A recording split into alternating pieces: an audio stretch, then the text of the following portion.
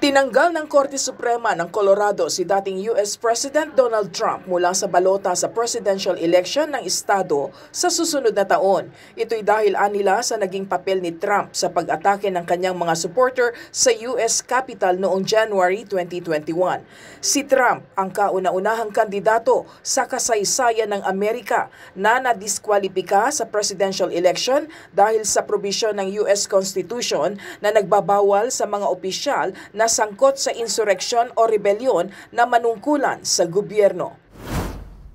Mabigat na babala ang binitawan ng grupong Houthi laban sa Estados Unidos kung pag-iinitan umano nito ang Yemen. Kasunod pa rin ito ng patuloy na tensyon sa Red Sea, kung saan ilang commercial vessels na dumadaan doon ang pinapaulanan ng missiles ng Houthi sa pag-aakalang pag-aari ito ng Israel. Dahil sa insidente, pinaigting ng US ang pagpapatrolya sa lugar laban sa pag-atake sa mga dumaraang barko. Ayon sa leader ng Houthi, hindi sila magdadalawang isip na gantihan ng Amerika sakaling may gawin itong pag-atake laban sa kanilang bansa. Ibinasura na ng Incheon Police sa South Korea ang illegal drug allegations laban kay K-pop star at Big Bang leader G-Dragon. Bigo kasi silang makakuha ng ebidensya para patunayan ang mga naturang aligasyon.